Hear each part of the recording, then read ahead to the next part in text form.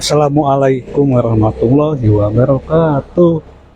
Teman-teman, kita jalan kaki kembali menjelang jam 5 ya. Pukul 5 saya ingin menyapa dulu teman-teman Waipei di Santiong, Kang Peri di Tipar, kemudian Haji Amran di Kebon Jati, kemudian yang lainnya, kemudian Kang siapa ya, anu di Bandung teh Kang Obek mah di Sydney ya. Teman-teman, sambil jalan kaki kita akan melanjutkan pembahasan tentang Kasundaan. Nah, saat ini kita akan mencoba mengkaji ya, mengulas sistem pengetahuan masyarakat Sunda. Ada dua ya, kalau pengetahuan di dalam masyarakat Sunda Buhun. Yang pertama itu disebut dengan ilmu. Ilmu itu sebetulnya bahasa Arab ya. Karena bahasa Sundana bisalah pangartinya, tapi sebetulnya bukan Sunda Buhun sih pangarti mah da ya tage tina bahasa Indonesia ya arti pangerti lah. Pengetahuan itu ada hubungannya dengan akal ya. Akal juga bahasa Arabnya utek ya. Utek. Oke, akal sajalah. Jadi memang bahasa ini kan budaya ya. Bahasa ini budaya. Jadi sudah saya katakan sebelumnya, jangan angkuh kita ingin seolah-olah anti dengan budaya orang lain. Pada kenyataannya bahasa yang digunakan kita sadidinten itu tidak pernah lepas ya, tetiasa lepas tina budaya bangsa dengan ya. Ya zaman ayeuna mah kan sudah pagula pagalonya budaya itu. Kadang-kadang mungkin oleh kita dianggap budaya asli atau azali itu malah sebetulnya budaya dengan ya. Budaya dengan budaya ku kita dianggap budaya dengan, padahal mah budaya asli kita. Bisa saja begitu kan. Nah, sistem pengetahuan, jadi pengetahuan itu ada dua ya kalau di masyarakat Sunda Buhun. Yang pertama ada yang disebut dengan pengetahuan atau ilmu, itu ada kaitannya dengan otak ya, atau akal. Nah, akal ya, kalau pengetahuan yang ada kaitannya dengan akal di masyarakat Sunda adalah hal-hal yang memang matematis, nah, kemudian astronomis. Jadi masyarakat Sunda Buhun itu sebetulnya sudah menerapkan ilmu-ilmu astronomis, terutama karena kita kan tahu ya, kita ini masyarakat pertanian. Karena masyarakat pertanian, maka ada kaitannya dengan hal-hal yang astronomis. Dengan hanya melihat rasi bintang saja, leluhur Sunda itu bisa mengetahui kapan waktu atau saat yang tepat untuk menanam padi, atau kapan saat yang tepat untuk panen. Tabu sakieu mah guandeng ya. Tabu sakieu mah banyak kendaraan bermotor yang melintas. Nah, ada kaitannya dengan yang astronomis kan, pengetahuan. Selain itu juga masyarakat Sunda Buhun memang sudah menerapkan pengetahuan di bidang pertanian. Adanya penemuan alat-alat yang digunakan untuk bercocok tanam, sehingga singkal ya. Kemudian asek itu semacam tongkat yang ujungnya itu dimencoskeun ya. Itu teh untuk melubangi tanah, kemudian si lubang itu kan ditanami palawija ya, jagung dan padi ya. Padi huma ya biasanya. Kemudian selain pengetahuan yang ada kaitannya dengan akal, di masyarakat Sunda Buhun juga sudah tertanam yang disebut dengan kaweruh ya, kaweruh. Makanya di kita suka disebut dengan ilmu pangaweruh. Pangaweruh itu ada kaitannya dengan kolbu, dengan hati, ilmu kebatinan ya. Tapi sanes jeblagnya kan jeblak ya, ilmu jeblak dulu tahun 80-90-an lah sok latihan jeblaknya tete sok disebut dengan ilmu batin cenah. Padahal bukan ilmu batin itu mah, ya itu mah silat lah. Nah, pengaruh ini ada kaitannya dengan kolbu atau ilmu kebatinan, bagaimana mengolah rasa, mengolah hati, ada kaitannya dengan emosi ya, bagaimana menstabilkan emosi. Makanya nenek moyang kita itu ya bedalah dengan saat ini ya. Mungkin saat ini teh karena kita terlalu banyak, maaf ya, termasuk saya lah, banyak mengeluh ya. Nah, ternyata keluhan-keluhan itu akan menimbulkan efek negatif secara tidak sadar ya. Si keluhan yang kita buat itu, si keluhan yang kita buat dan yang kita ciptakan itu akan membuat sebuah lobang ya. Sebuah lobang atau pori ya, sebuah lobang yang akan disusupi. Jadi kan di dalam diri kita teh ada yang disebut dengan alam bawah sadar ya. Nah, di dalam alam bawah sadar itu banyak sekali tersimpan hal-hal yang muatan-muatan bawaan. Nah, ketika kita itu banyak mengeluh atau banyak menampilkan hal-hal negatif secara tidak sadar, si muatan-muatan yang yang mengendap ya di alam bawah sadar itu akan keluar ya melalui pori yang kita buat.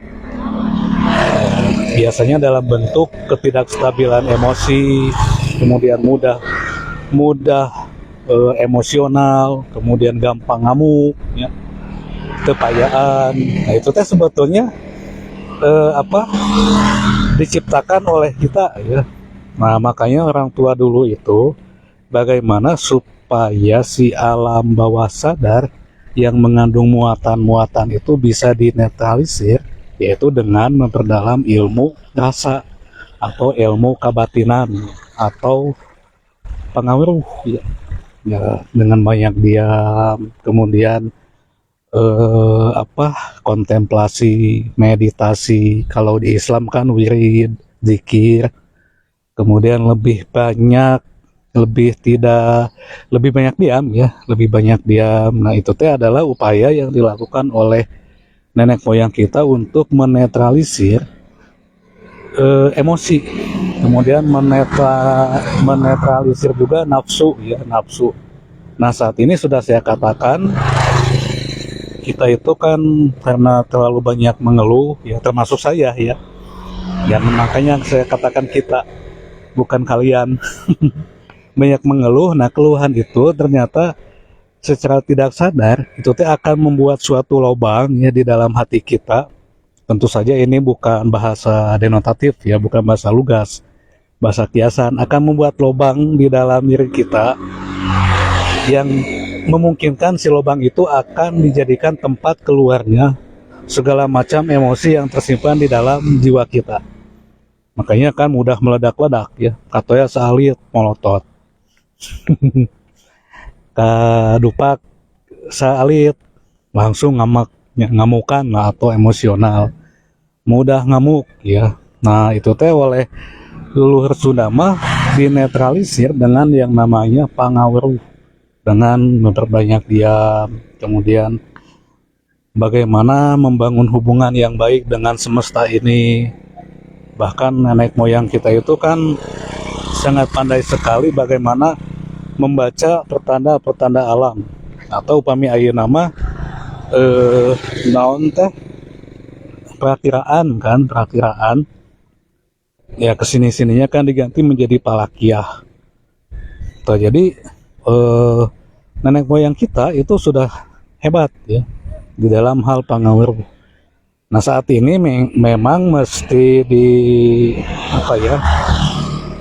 dikembalikan kembali ya kebiasaan-kebiasaan yang dilakukan oleh nenek moyang kita, supaya kehidupan kita kan, kalau manusia itu banyak diam itu artinya dia naonnya akan mendinginkan hatinya begitu.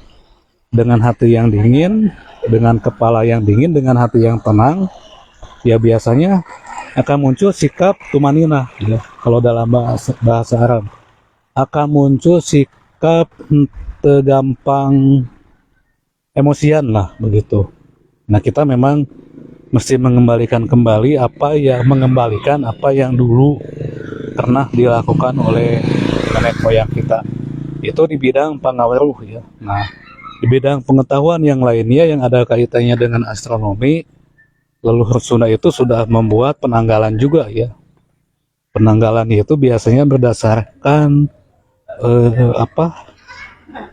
revolusi bulan terhadap bumi atau yang disebut dengan candrakala, ya. Candrakala itu penanggalan berdasarkan revolusi bulan kepada bumi. Nah, begitu, jadi memang leluhur Sunda juga memang sudah hebat lah. Sudah memiliki seperangkat pengetahuan yang tidak kalah jauh lah dengan bangsa-bangsa lain. Bahkan kalau kita mau jujur, ya, adanya semesta atau adanya padi, adanya pepohonan, kemudian banyaknya pepohonan di sekeliling kita, tidak selalu bahwa kehadiran pepohonan ini memang tumbuh begitu saja, melainkan dijaga oleh leluhur kita dulu. Artinya tidak dihabiskan, ya. Tidak dihabiskan atau ditebangi, ya, atau digundulan, ya. Nah, jadi sistem pengetahuan yang dikembangkan oleh masyarakat Sunda Buhun itu, sisa-sisa atau jejak-jejaknya silakan bisa Anda lihatlah di kampung-kampung adat, ya. Meskipun untuk saat ini kemungkinan di kampung adat juga sudah terjadi beberapa modifikasi di dalam menampilkan bidang seninya, kemudian tradisinya, karena ya memang tidak mungkin bisa lepasnya tina kondisi saat ini. Namun paling tidak di kampung-kampung adat seperti di Baduy, ya, di Sinaresmi, atau di kampung adat lainnya, itu masih gandeng kali kapal wetan, itu masih menyisakan jejak-jejak masa lalu, ya.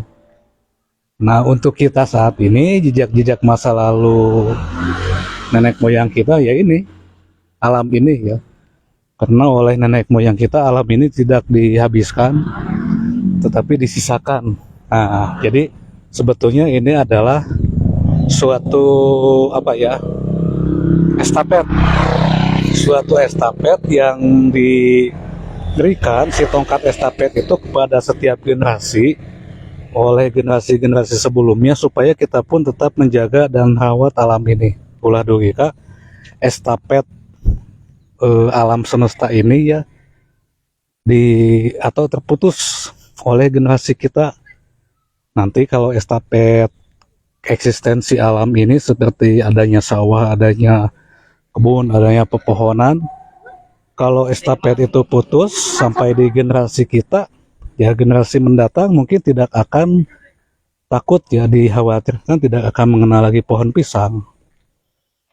Nah, jadi sistem pengetahuan yang dibentuk oleh masyarakat Sunda Buhun itu, sekali lagi saya sebutkan ada dua. Yang pertama ilmu pengetahuan atau yang ada kaitannya dengan akal, penalaran, ya. Penalaran itu bagaimana akal kita mencerna situasi-situasi atau hal-hal yang ada di luar diri kita. Sementara untuk mengevaluasi, kemudian untuk menghisab, ya, untuk mengevaluasi hal-hal yang ada di dalam diri kita, nenek moyang kita sudah membekali kita dengan yang disebut dengan pangaweruh.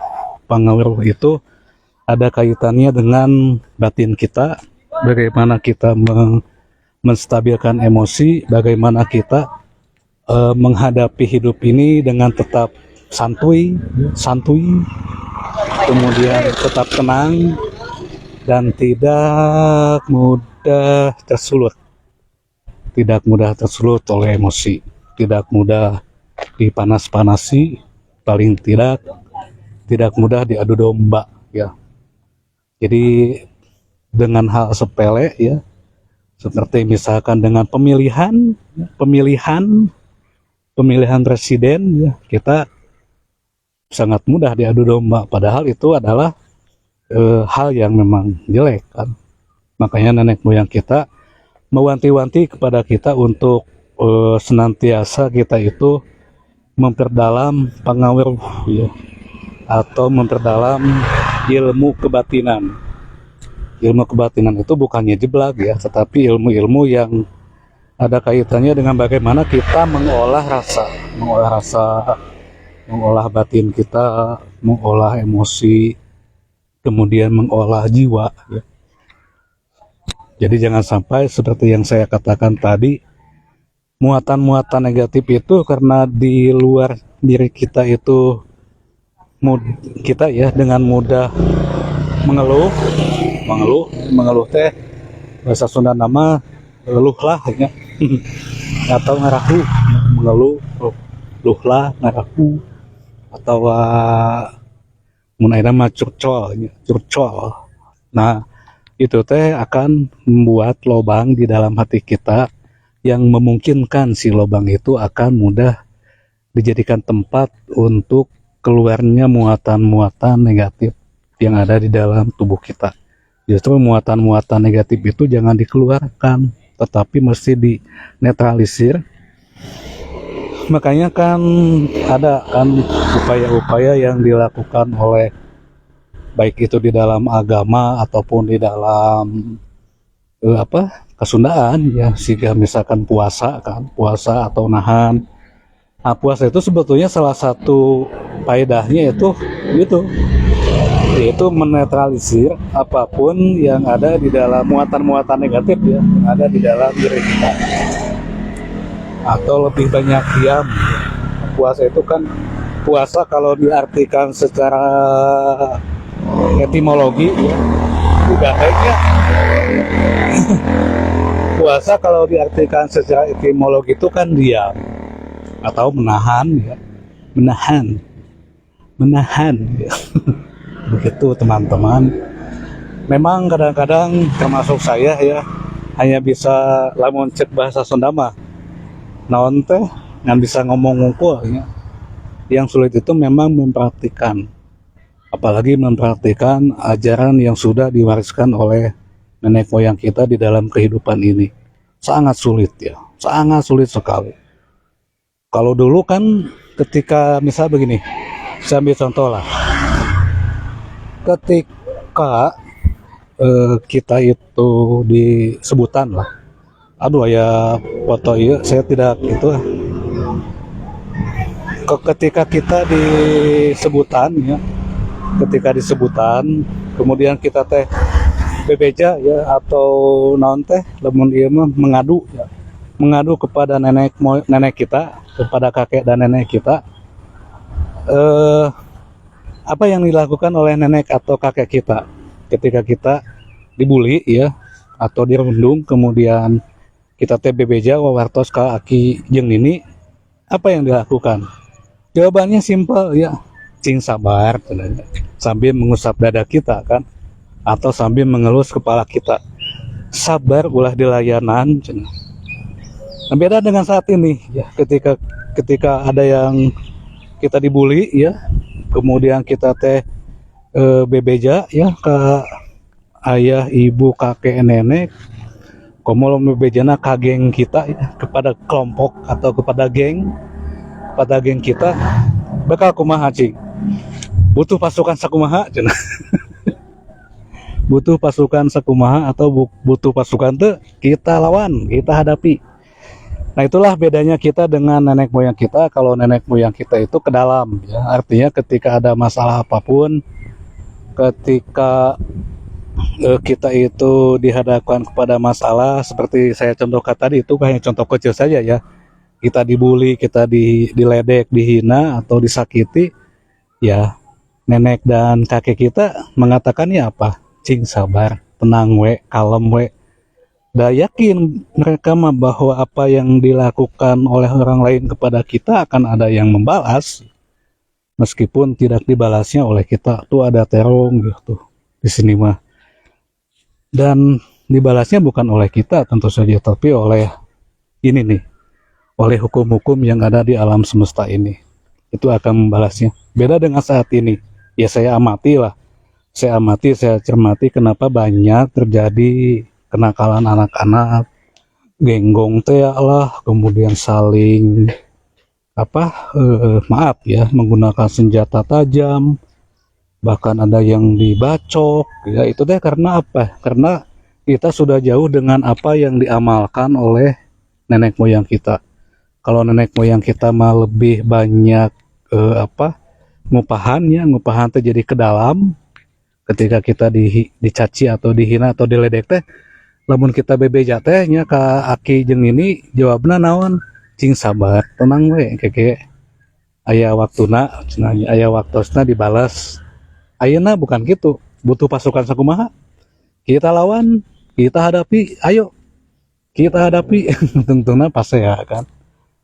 Nah begitu ya teman-teman. Dan zaman dulu mah lamun pasea teh nya pasea ya, ulah zaman dulu lah, terlalu jauh ya, zaman tahun 80-90-an ketika anak-anak pasea itu palingnya 2 dintannya atau sadintan lah, enjing atau siang pasea tawungina teh di pengajian tos sasalaman deui tos pahade panto cingir nengnya dulu maya atos pahade we cenah. Pahade teh berarti kembali hade ya, kembali baikan.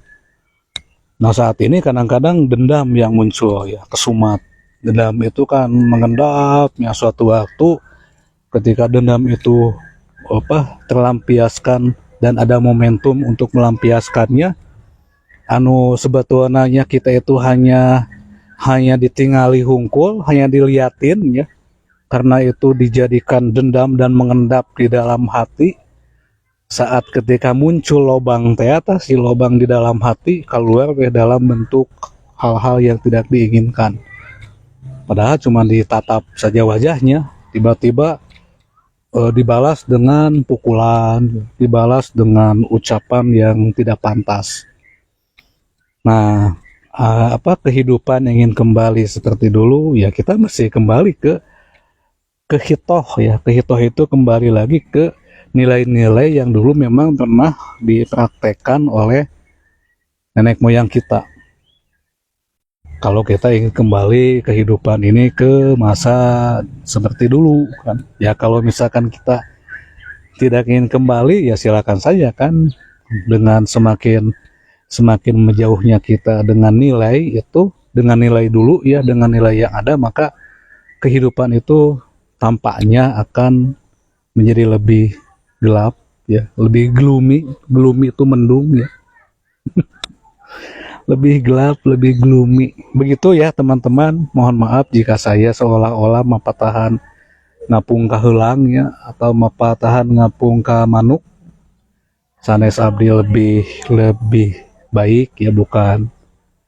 Kita mah hanya berbagi naonnya ya, pengetahuan ya.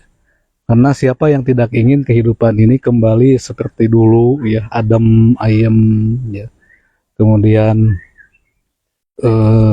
tenang ya, dan diliputi oleh potensi-potensi kebaikan. Nah begini ya suasana di kebon. Aduh, jadi asukan ke kebon gitu ya Bapak ya. Demikian teman-teman, kita sudahi dulu, besok kita lanjut, atau malam nanti insya Allah kalau panjang usia ya, kemudian ada waktu dan disehatkan, kita akan kembali mengkaji kitab Tahafut Al-Falasifah, sebuah kitab yang ditulis oleh Imam Al-Ghazali. Begitu, nuhun wilujeng son.